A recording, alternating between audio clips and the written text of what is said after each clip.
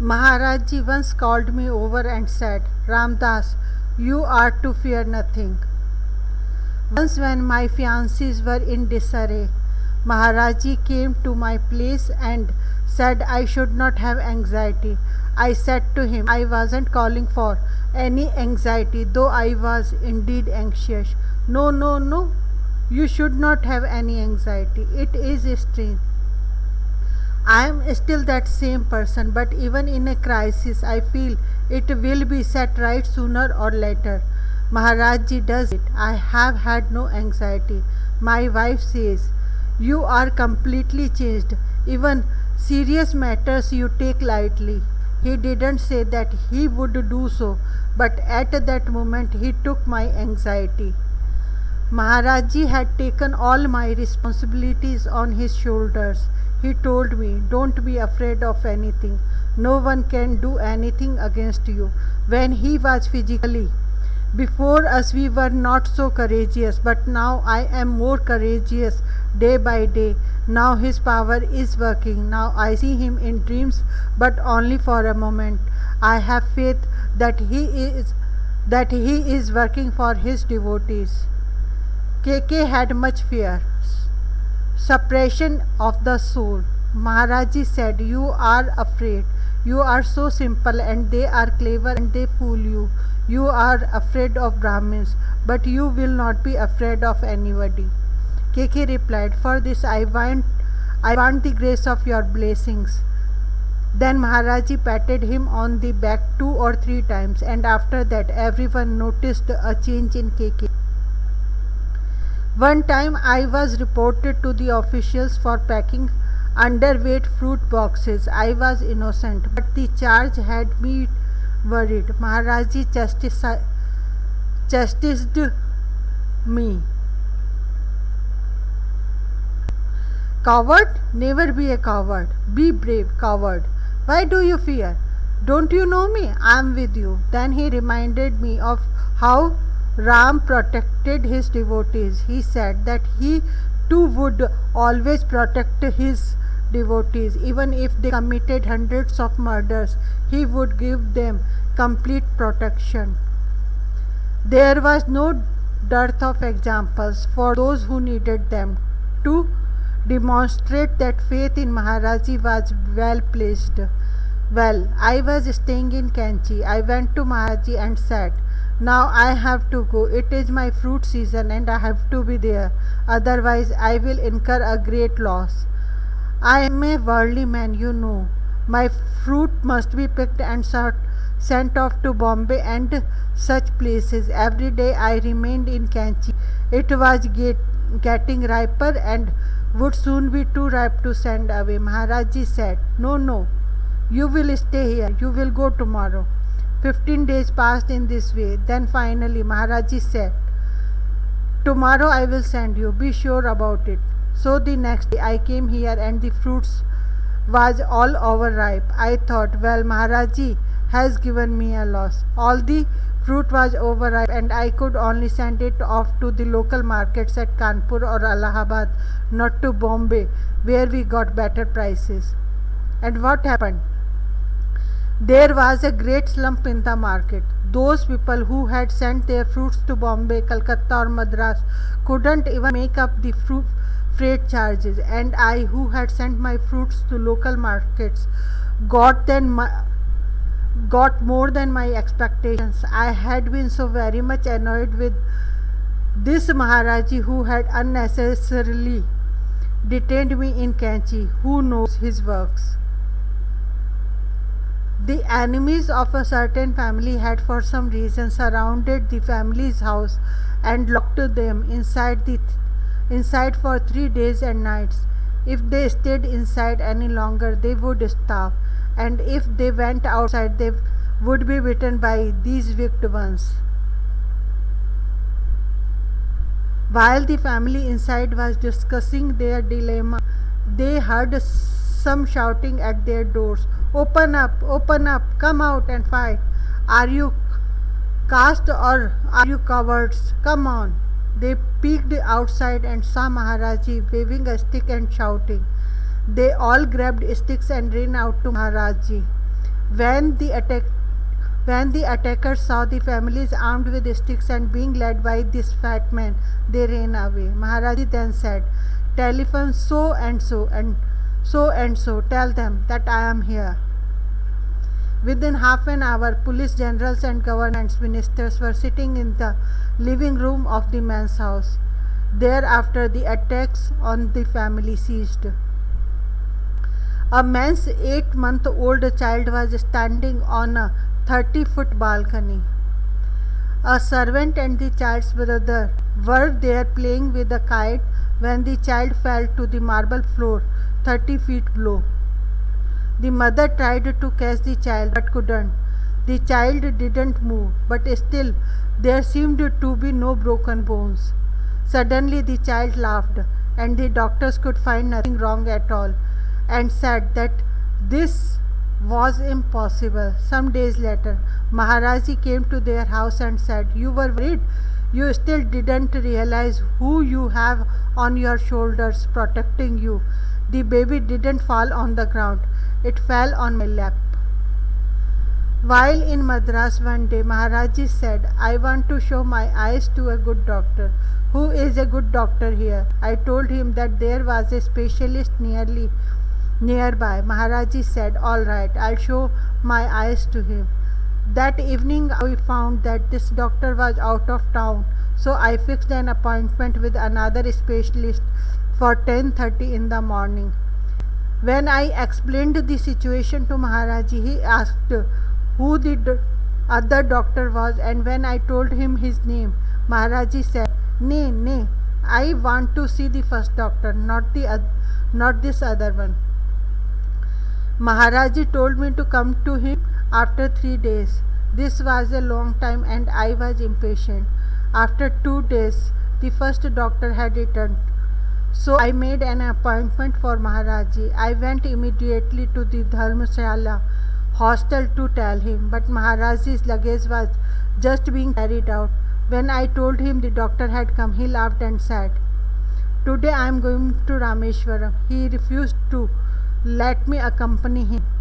Nearly a month later, on my way to Bombay, I broke my spectacles.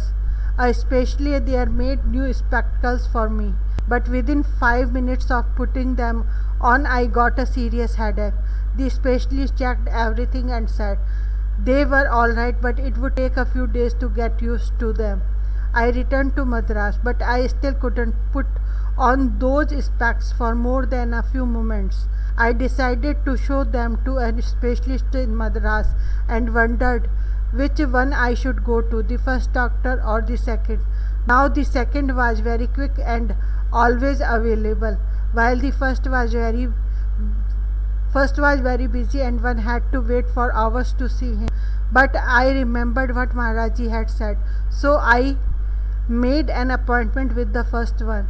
When I told my son, he asked to come along for a checkup. The doctor tested my eyes and found that the new specs the Bombay doctor had given were the wrong prescription. That was corrected. When he examined my son's eyes, he found the cornea was torn serious enough for an immediate operation. Although he missed his final examination at college, my son's eyes were saved. This is what Maharaji's Leela, play game of a month earlier, had been about. A devotee from Allahabad said he had met Maharaji 40 years before. He was travelling at night and he had become totally lost when he suddenly saw a cave with a light in it. As he approached the cave, he discovered Maharaji sitting there. Maharaji gave him food and after the meal said, "You are lost. Go in that direction." In about 15 paces, the devotee suddenly saw the village, but when he turned around, the cave and the terrain of the cave were no longer there. Maharaji often called one devotee, a poor man, to accompany him on long pilgrimages. The devotee always agreed without a complaint, although he often had to borrow money to finance these trips. Once Maharaji asked him to come to Badrinath.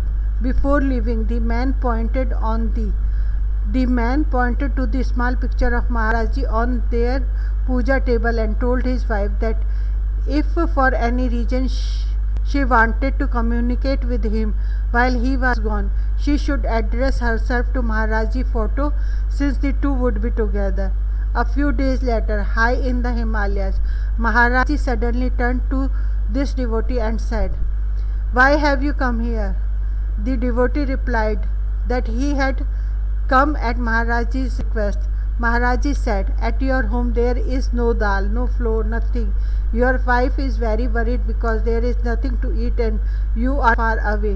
You should have at least provided bread for them to eat." But Maharaji's presence had an intoxicating effect upon people. Their worries vanished and they felt that he was taking care of everything for the best. Yet, after an hour, after he had berated the devotee for leaving his wife without food, Maharaji shouted out, "Food has come, they have got food. The Kashmiri mother gave it to them, don't worry." When he returned, the devotee questioned his wife. She said that when the food had finally run out, she had gone to Maharaji's pictures and told him that there was no more food in the house. Within a few minutes, a rich neighbor who treated her like a daughter came to the house with bags of flour, rice, dal, and so forth. She went to the picture and thanked Maharaji. Once Maharaji saved me from a snake bite. I was passing the winter in a tiny room in Haldwani, where I was talking with someone, when suddenly I left off in mid-sentence for no accountable reason. I turned around and looked into my room. It was very strange. A snake was crawling into the room, and once inside it crawled under a gunny sack. I thought, why was it that I turned around just then? It must be Neem Karoli Baba's doing, even though physically Maharaji was hundreds of miles away. I also thought that it must be a poisonous snake. Otherwise, there would be no reason for Maharaji to show it to me. I very carefully put the snake in a canister and released it outside. About 5 years later, I was complaining to Maharaji that he wasn't helping me in any way or protecting me. I was having too many troubles. Maharaji said, "Why? I saved your life once. I saved you from the snake." I had known in my mind that he had done it. Such things do not happen by accident. One dark rainy night at Kanchi, Maharaji woke up several devotees and said there was a jeep half a mile up the road that was stuck. He said to take tea to the passengers. The devotees went running because he told them to hurry. Maharaji wanted them to go up where there was no path. They found the jeep with 4 women and a man stranded there with no blankets. Maharaji sent even more devotees up to the jeep, saying to them that tea will be cold. Bring them more tea. When the people were finally brought to the temple, Maharaji said, "I used to visit the home of these women 30 years ago and they gave me a blanket and were kind." He gave them blankets and they remembered him from before.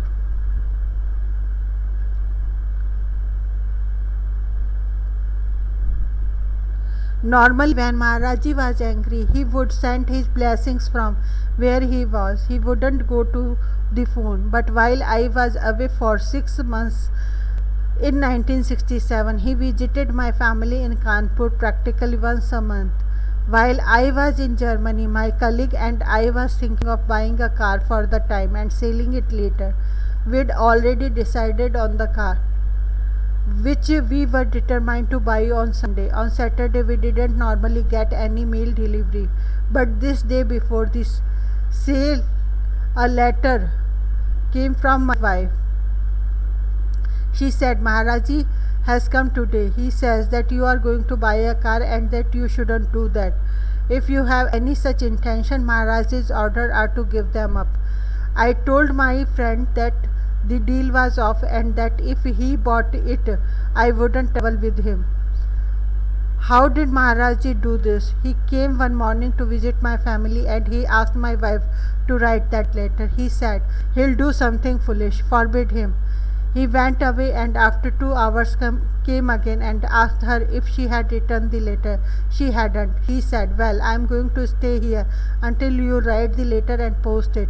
Otherwise, it will be too late. Only when it was posted did Maharaji leave. It could have reached us on Monday, but it came in time. That was the first and last time the mail ever came on Saturday afternoon. That was his grace. But why did he bother to come all the way from Kanchi to tell my wife?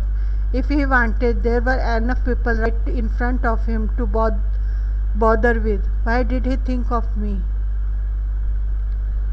Once in Haridwar, a man was bathing in the river and lost his footing. The man was tossed about and carried in a whirlpool like a log. He was quite a bit older than his wife. He was 52 and she 15 when they married, who was much devoted to him. After taking Maharaji's name, she jumped into the river and pulled her husband ashore.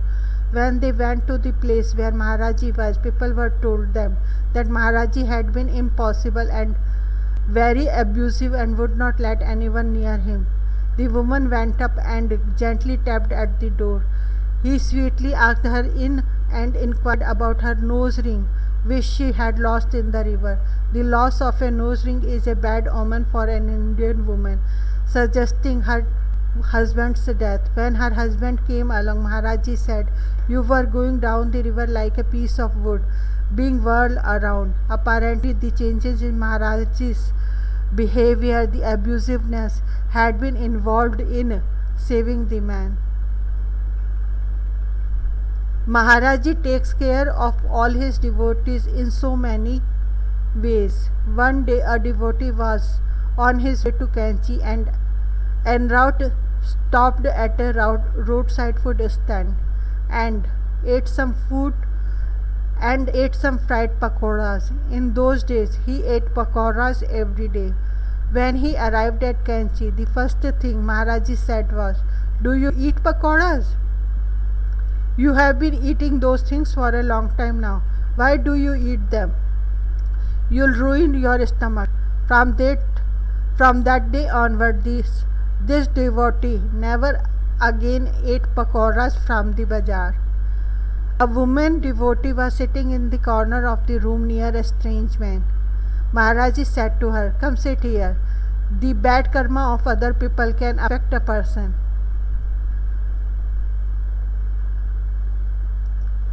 A doctor from Bombay who attended many VIPs including Nehru was a somewhat stiff person, though he often gave messages to others. Another devotee was present when the doctor was visiting Maharaji. Maharaji saw the doctor coming and went into another room. He said, I'll not see him. Then from the other room, Maharaji yelled, you couldn't save Nehru. What's wrong? The doctor said, when I gave him the massage, he got better, but then his nerves got very bad. The other devotee asked the doctor if he had travelled outside India.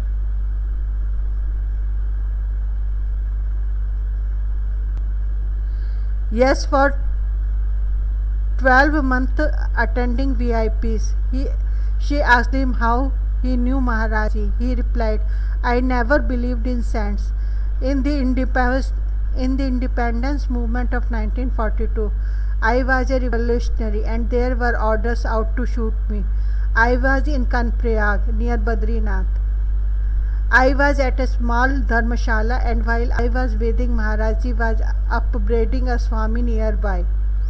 As I passed by, Maharaji caught hold of me and said, you are hungry, go into that room. In that In the room there were 2 leaf plates of fresh pulse and potatoes, puris and potatoes, which Maharaji told me to eat. When I finished all I could eat, Maharaji said, "Take more with you, now run. Within an hour the police will be here. Go to Tibet. But don't go by this route, go by that one." But I had some doubts about Maharaji and left a friend behind to wait and see. In an hour, a district superintendent of police who knew Maharaji came with a search party inquiring for the doctor. Maharaji asked him who would come at this hour, and as they started to proceed towards Tibet, Maharaji warned them not to. This is the season for avalanche, and if you go on an avalanche, it will kill you. Go back. So they went back. One day, when Maharaji was at a village near Neem, Karoli, a woman came to get water from the well. Maharaji laughed. When a devotee asked why he laughed, he said that the woman and her husband lived in a village 3 miles away, and in 6 hours her husband was going to die from seeking this same water that she was fetching. He is going to become thirsty, and he is going to go to the water jug and be bitten by a cobra. But Maharaji added, if the devotee wanted to, he might be able to save him. The devotee immediately sent 2 or 3 men, who ran all the way and stopped the man just as he was going for the water. Indeed, there was a cobra there, and the man was saved. A forester from Agra came to Koinchi en route to Calcutta, and Maharaji told him, "Don't leave today." "But Maharaji, I have to go. I have an interview." Maharaji insisted. The forester was sulky but didn't go. The next day in the papers he read that India's worst train accident in living memory had involved the train he would have been on. In 1943, Maharaji came to Fatehgarh, where there was an old couple whose son was away fighting in Burma. When Maharaji came to their house, they gave the little they had to Maharaji. They had only 2 cots. Maharaji said, "I'll sleep now." They gave him one of the cots and a blanket. The old couple stayed the whole night, watching Maharaji. He was groaning and moving in the bed until 4 a.m. At 4:30, Maharaji became quiet. When he took the bedsheet and wrapped something in it, he told the old man, "It's very heavy. Don't try to see what's in it. You should throw it into the Ganga where it is deep. No one should see you or you'll be arrested." As he was taking it to the Ganga, he felt it, and it was full of bullets. When he returned, the old man was told by Maharaji, "Don't worry, your son is coming in a month." When the son came some weeks later, he said he had almost died. His company had ambushed by the enemy, and by chance he had fallen into a ditch. All night bullets were flying left and right. At 4 a.m. the Japanese saw that they had killed everyone, and so they returned. At 4:30 the Indian troops came. The son was the only survivor. It was the same night Maharaji had visited the parents that this ambush occurred. One day Maharaji asked to be driven from the place to the distant mountain town of Bhimtal. He went straight to a devotee's house and told the people there to go to the old pilgrimage rest cabin at the Shiva temple and bring back whomever was staying there. For years no one had stayed in the dilapidated rest cabin. So the devotees thought it very unusual when they found one of the doors locked from within.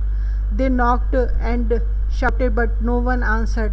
Then they returned and reported to Maharaji. Maharaji left that house and went to see another devotee, where he again sent people to the rest house with instruction not to return without its occupant.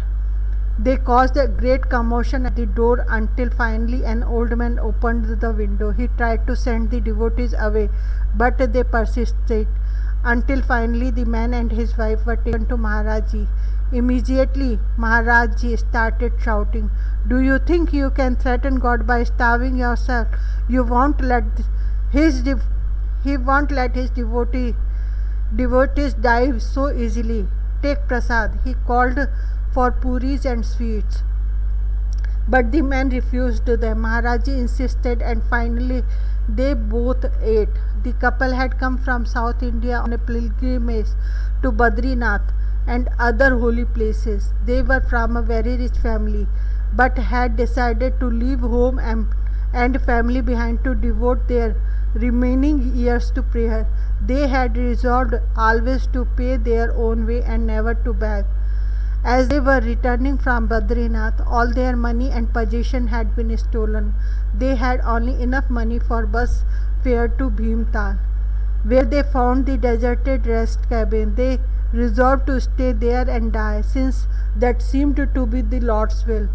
They had been locked inside without food for 3 days before Maharaji forced them out. Maharaji insisted that they accept money for their trip back to Madras. They said that they would not beg. Maharaji said they were not begging and they could mail the money back when they reached home. They accepted the money and were sent off. O Kabir, why be afraid of anyone when the Lord himself protects you? What does it matter if 1,000 dogs bark fiercely when you are seated on an elephant?